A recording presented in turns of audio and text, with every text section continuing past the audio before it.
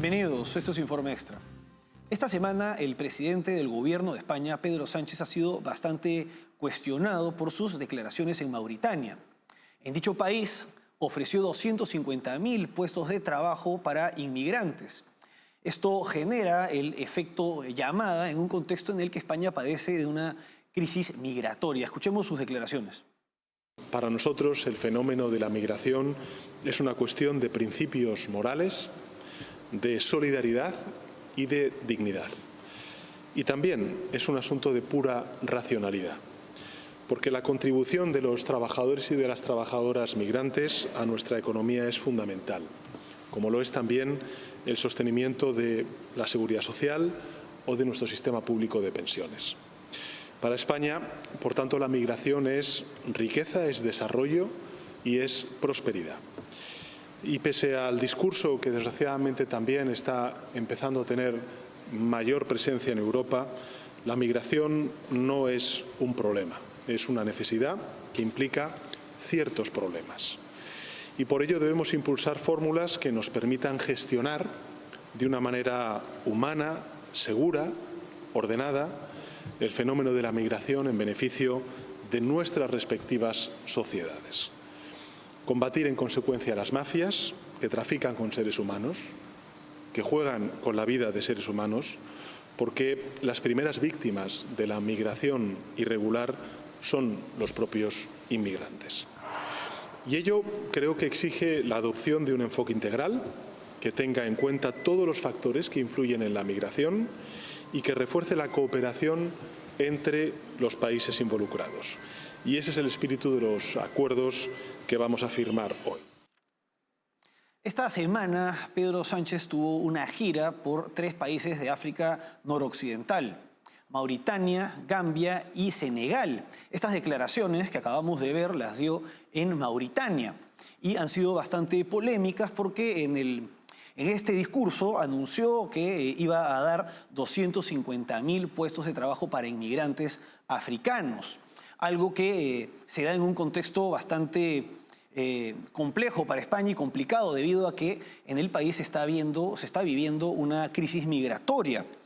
Y bueno, el discurso de Pedro Sánchez, como suele hacerlo, es bastante, digamos, políticamente correcto. Habla de los principios morales, la solidaridad, la dignidad, los trabajadores y las trabajadoras, y entre otras cosas señala que la migración no es un problema, sino que es una necesidad que implica ciertos problemas. Pero estas palabras no son más que una forma de darle un barniz buenista y políticamente correcto a un discurso que en el fondo es inconveniente y problemático para la mayoría de españoles.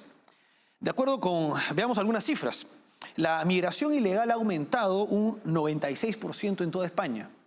El país, la zona más afectada de España son las Islas Canarias, donde la migración ilegal ha aumentado 197%.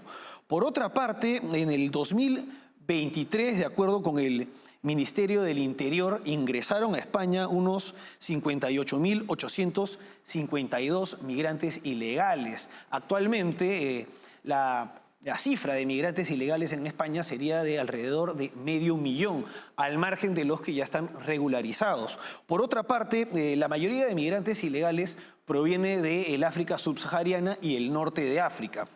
Asimismo, de acuerdo con encuestas, con datos del Instituto Nacional de Estadística, al año 2022, los extranjeros en total representan en España un 11.5%, mientras que los españoles constituyen el 88.5%. Es decir, que de los 47.5 millones, 5,5 millones de habitantes en España serían extranjeros. Y resulta que los extranjeros están sobrerepresentados en aspectos como la delincuencia en España. De acuerdo con datos, seguimos con estos datos del Instituto Nacional de Estadística, el 26% de los delitos en España los cometen los extranjeros, mientras que el 74% los españoles. Esto significa que los extranjeros están sobrerepresentados en la comisión de delitos y que estarían perpetrando el triple de delitos que los españoles.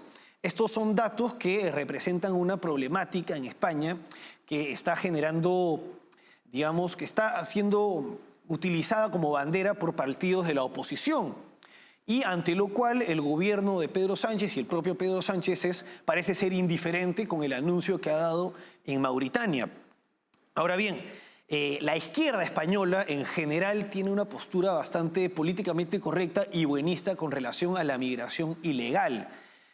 De acuerdo con diversos sectores de esta izquierda, cuestionar o asumir o adoptar posturas que buscan regular mejor la migración, frenar la migración ilegal o incluso regresar y deportar a los ilegales, representan posturas fascistas, de ultraderecha e incluso racistas. Un ejemplo de esto lo puede dar la diputada del partido Podemos, Yone Belarra, quien ha dado las siguientes declaraciones. España hace mucho tiempo que es latina, que es negra y que es mestiza, aunque ustedes no lo quieran ver. Y en realidad los extranjeros que deberían preocuparnos, los extranjeros que de verdad están robándole la riqueza a nuestra gente, los extranjeros que están empobreciendo a nuestra gente, no son los que vienen en un cayuco. Es Amazon, es BlackRock, es Carrefour, es Starbucks, es McDonald's, es Endesa, es Abertis. Esos son los que vienen a España a robarnos nuestra riqueza y a llevársela afuera. Esos son los extranjeros que nos dan miedo. Y es a los que el Gobierno de España les está poniendo una alfombra roja, como hemos visto este mismo agosto con el Ministerio de Hacienda, vendiéndole un edificio entero a BlackRock en pleno centro de Madrid, para hacer viviendas de lujo, justo lo que necesitaban los madrileños y las madrileñas que no pueden pagar el alquiler. Bueno, ella es Yone Belarra, diputada en las Cortes por el partido Podemos, un partido abiertamente chavista español fundado por Pablo Iglesias. Ella actualmente es la secretaria general de Podemos y además ha sido ministra de Agenda 2030 del gobierno de Pedro Sánchez.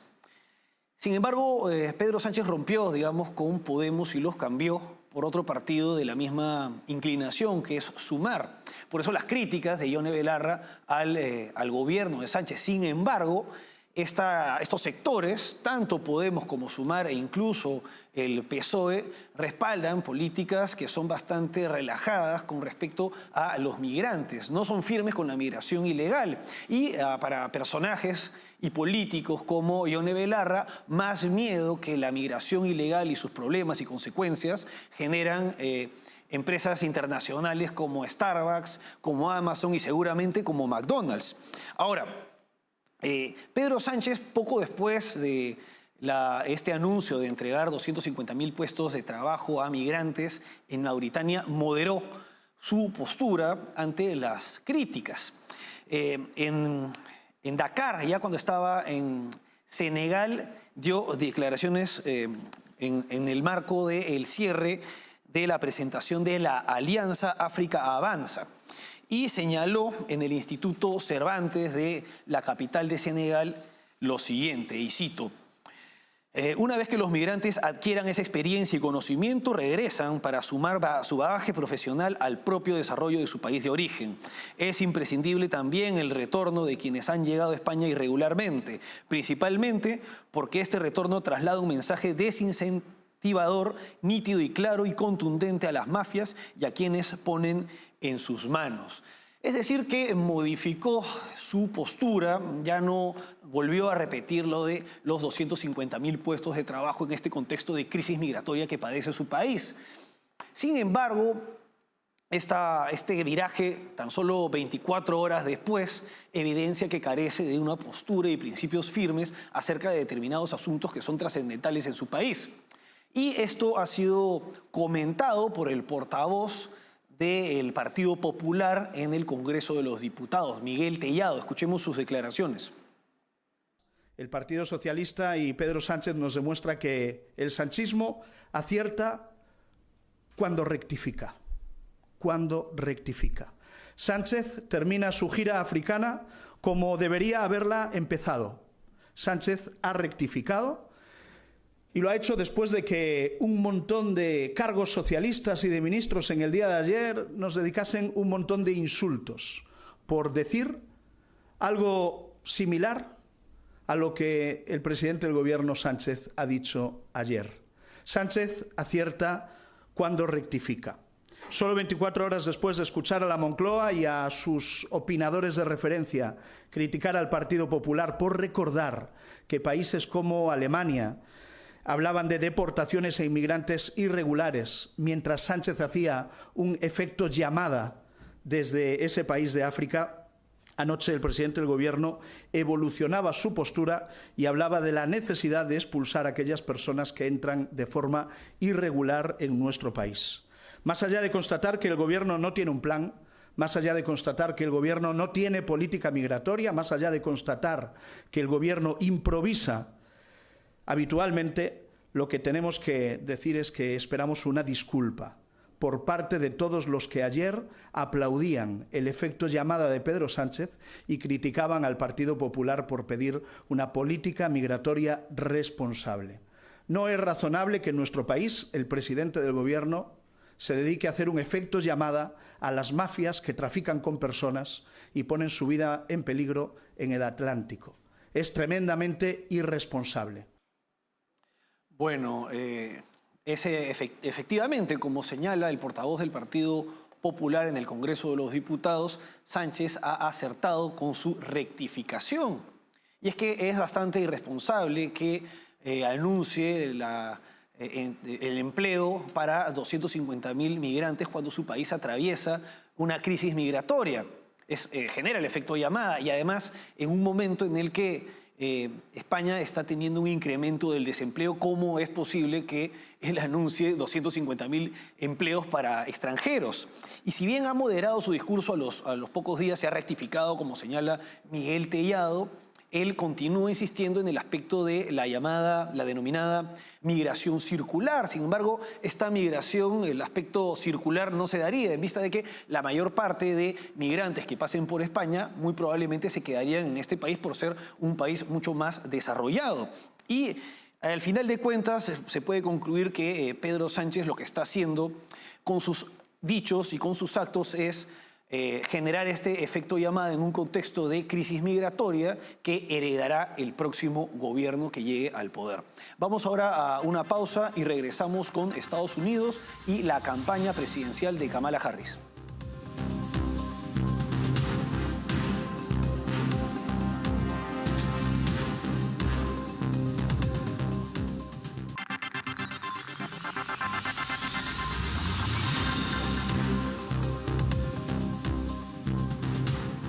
Seguimos en Informe Extra. En sus 40 días de campaña como candidata del Partido Demócrata, la campaña de Kamala Harris se ha caracterizado por la evasión de entrevistas y ruedas de prensa incómodas. Esta estrategia política parece estar funcionando en vista de que en la mayoría de encuestas ella se encuentra por encima de Donald Trump. Vamos con el informe.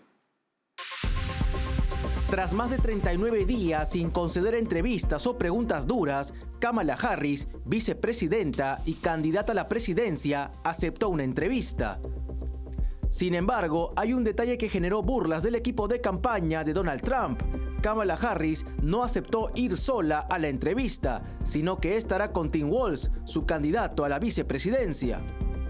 La decisión de Harris de presentarse en una entrevista conjunta con el gobernador de Minnesota, Tim Walz, en CNN, a pocos días del fin de semana del Día de Trabajo, es vista como un intento deliberado de minimizar el escrutinio público. Además, el hecho de que la entrevista sea pregrabada solo acrecienta las sospechas de que su equipo busca controlar el mensaje y evitar cualquier confrontación real o incómoda.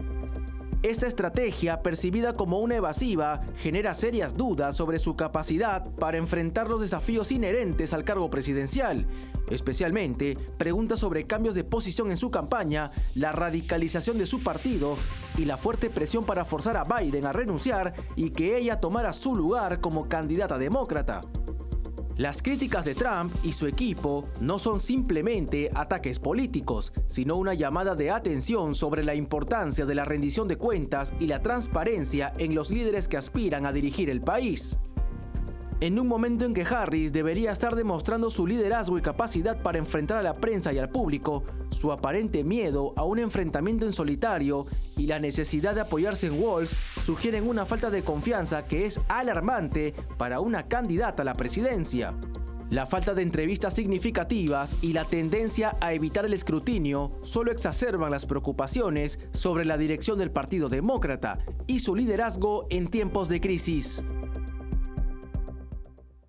El 21 de julio, el presidente Joe Biden decidió dar un paso al costado y renunciar a su candidatura presidencial. Kamala Harris, su actual vicepresidente, ha asumido el espacio que tenía Joe Biden como candidato. Y esto ha sido, en la Convención Nacional del Partido Demócrata se ha oficializado la candidatura de Kamala Harris como candidata del Partido Demócrata al haber sido ella nominada. El punto es que esto ha sido algo cuestionable debido a que durante las elecciones internas del Partido Demócrata se votó y se eligió delegados para que respaldaran la candidatura de Joe Biden. Sin embargo, Joe Biden la ha apoyado y ha endosado pues todo estos votos de los delegados que eran a su favor para Kamala Harris.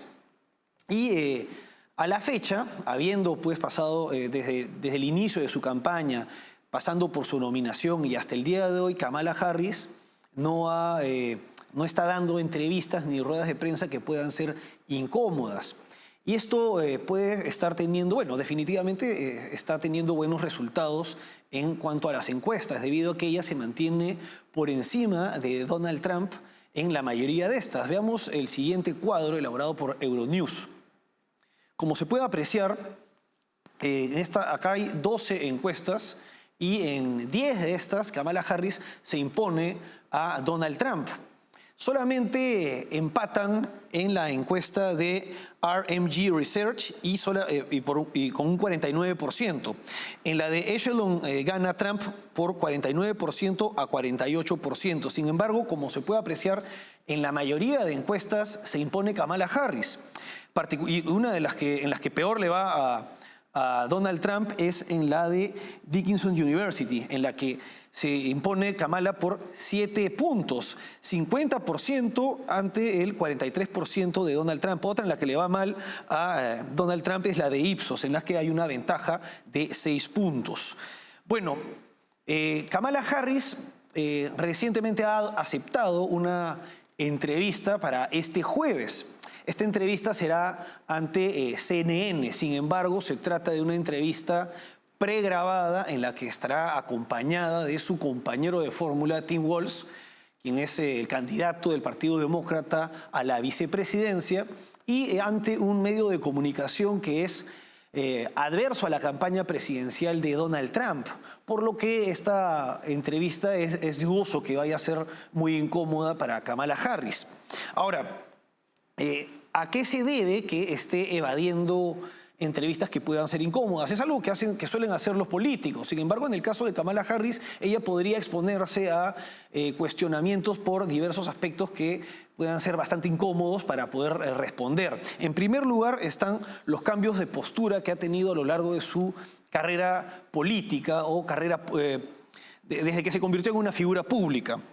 Para empezar, la pena de muerte. Kamala Harris, como fiscal general de California, estaba a favor de la pena de muerte cuando antes de ello era una opositora a la pena capital.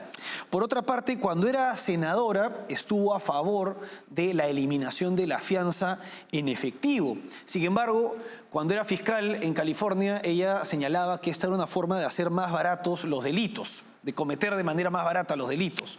Por otra parte, como vicepresidenta y candidata a la presidencia, se posiciona a favor del fracking, que es esta forma de extracción de gas y petróleo, pero antes ella era opositora a este procedimiento extractivo.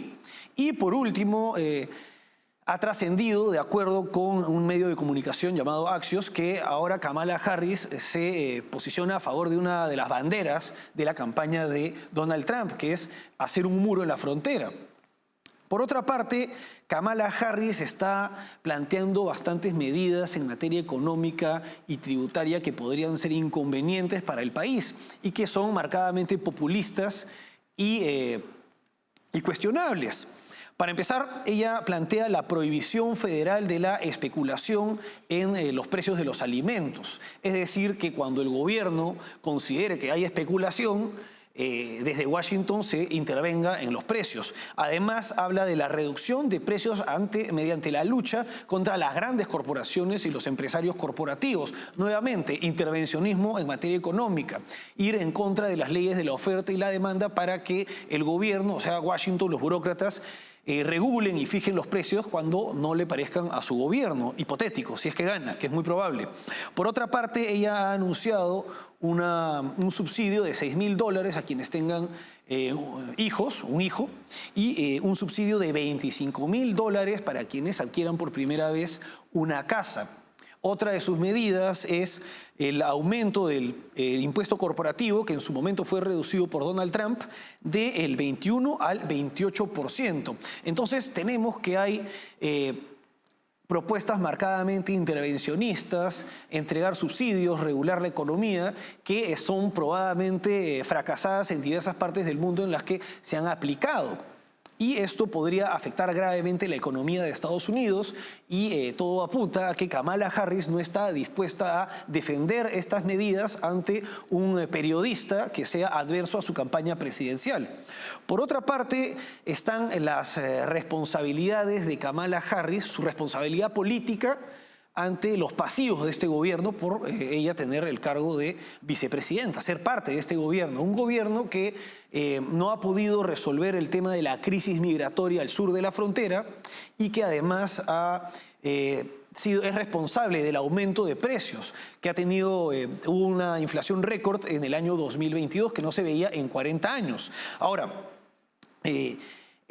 además se agrega el tema de la política de Estados Unidos ante Venezuela, que ha sido completamente ineficiente y que le dieron oxígeno durante la administración Biden a la dictadura de Nicolás Maduro con la suspensión temporal de las sanciones, pues la suspensión temporal sobre las sanciones del gas, el petróleo y el oro venezolanos. Y bueno, ahora se ha dado este fraude escandaloso en Venezuela y se está dando un aumento de la migración de venezolanos rumbo a Estados Unidos y hay imágenes de muchos venezolanos atravesando la selva del Esequibo. Y en este contexto, Kamala Harris, de acuerdo con lo señalado por Axios, ella está ahora a favor de hacer un muro como lo plantea su adversario.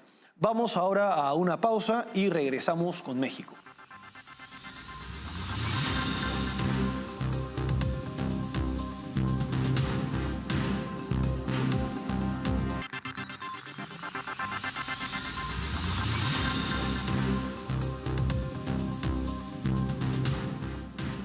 Seguimos en Informe Extra. La próxima semana se va a debatir en el Parlamento mexicano la reforma judicial impulsada por el gobierno de Andrés Manuel López Obrador, del partido Morena, un partido que viene impulsando diversas reformas que apuntan a concentrar el poder en el Ejecutivo a través de la reducción de la eliminación de organismos constitucionales autónomos y reducir el poder en los otros poderes del Estado. Esta reforma judicial anunciada por este gobierno ha generado un paro judicial histórico con manifestaciones multitudinarias en las que están participando miles de jueces y empleados del sistema de justicia de México, además de organizaciones sociales opuestas a su gobierno y a las reformas que plantean en el marco pues, de esta llamada cuarta transformación o Plan C, como lo está denominando Claudia Sheinbaum, quien es la presidenta electa de México, del mismo partido de Andrés Manuel López Obrador y quien está validando todas las iniciativas del actual presidente. Ella va a asumir la presidencia, va a asumir el cargo el 1 de octubre y también se dará un cambio en el Parlamento. Tienen mayoría absoluta tras las últimas elecciones en México, con lo cual, si es que no se puede ahora, podrán imponer o aplicar democráticamente estas reformas que en los hechos terminan siendo antidemocráticas por la concentración del poder cuando empiece el siguiente mandato y la legislatura del próximo Congreso. Y todo apunta a que con esta concentración del poder, México entrara pues en un periodo, podría entrar muy probablemente en un periodo de autoritarismo con un barniz democrático tal y como se daba en tiempos del PRI, en el que cuando se hablaba pues de la llamada dictadura perfecta. Tal parece que el partido Morena busca tener su propia dictadura perfecta. Vamos a despedirnos y con nosotros será hasta la próxima edición.